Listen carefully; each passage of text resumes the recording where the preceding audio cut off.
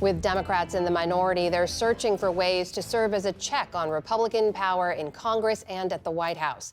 Andy Kim entered the U.S. Senate late last year after spending his entire working life in government service at USAID, the U.S. State Department, the National Security Council, and the U.S. House.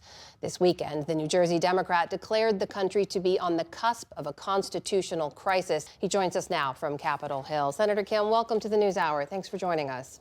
Yeah, thanks for having me.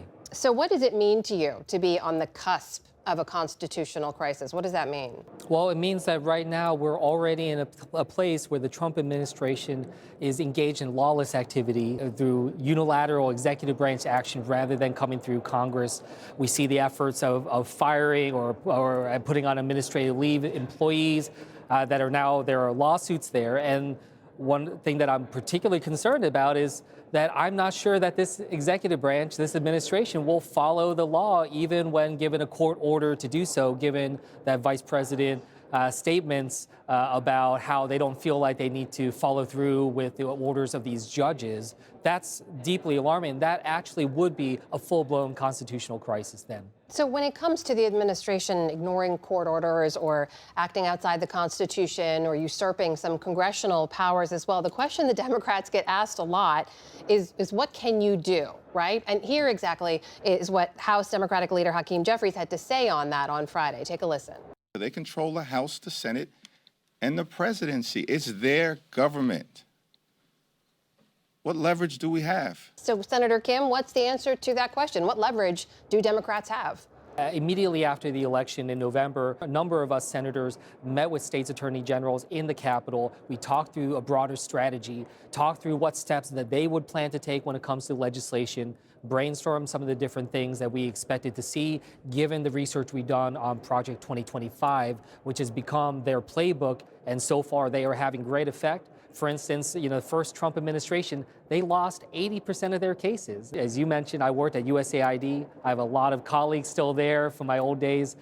We were able to get inside information about what is happening. We're feeding that into our investigative work, our oversight work, and then when it comes to legislation, we've seen in the past how poorly the Republicans, especially in the House of Representatives, are at actually governing. I mean, I've seen Speaker Mike Johnson work in person, and I'll tell you, it's not impressive. They've needed Democrats, honestly, for a lot of legislation to be able to get passed. And those are the points that we're going to continue to push on going forward. So the court battles obviously will take a while to play out, and I hear you on that front. But in terms of what Democrats can do, I mean, how far are you willing to go? You mentioned maybe not working with Republicans as much to help pass legislation. Are you willing to shut down the government to make your point? Well, look, the Republicans are the ones that control whether or not the government shuts down. And I think that was the point that Hakeem, the leader Jeffries, wanted to get across, is when they control the White House and that the majorities in both the Senate and the House, that's on them. Now, as I've said, they have not been able to pass any continuing resolution or budget on their own over the last 2 years. So to that point, you could help force a shutdown. Are Democrats willing to do that? No, look, it's not about us forcing a shutdown. It's about whether or not they are actually engaged in a bipartisan effort to be able to move forward. If we're going to do this, we need to make sure that we have assurances that we're not going to see the continued actions like what we're seeing with Elon Musk, these funding freezes. That's what the American people deserve, and that's what they want. I just did a town hall last night, over 1,000 people on it. And people were just absolutely horrified about these actions that are happening. I worked through multiple government shutdowns. It's the last thing that we want. I don't want to see a shutdown. But what we're seeing right now is Trump is already trying to shut down the government. He's already trying to dismantle it. And that's what the American people need to see, just the lawlessness that is involved in that type of unilateral action. On the USAID issue, we've seen some Democratic lawmakers and a few federal workers here outside the building protesting that. There are some senior Democrats, though, who say this is exactly the fight that President Trump wants. David Axelrod said, when you talk about cuts, the first thing people say is cut foreign aid. Rahm Emanuel said, while I do care about USAID as a former ambassador, that's not the hill that I'm going to die on. I guess the question is, are Democrats taking the bait from Trump on this?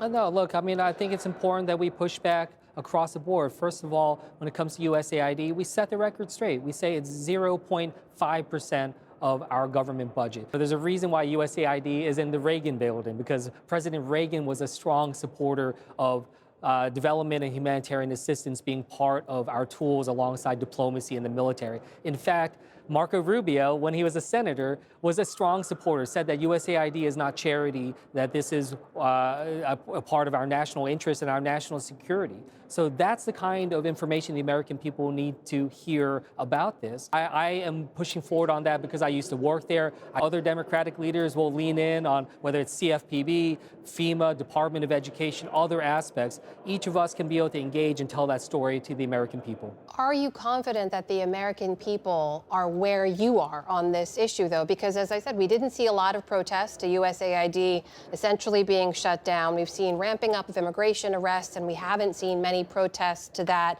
There hasn't been much of a response either, even to the pardoning of January 6th rioters, which was not popular when people were asked about it in polls, but was done anyway. So do you think that the American people are seeing these issues the same way that you are?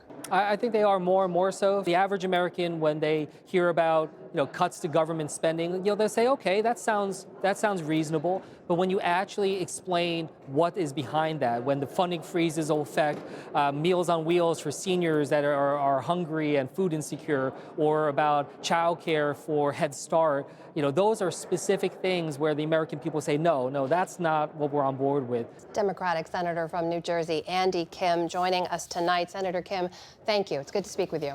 Yeah, thank you.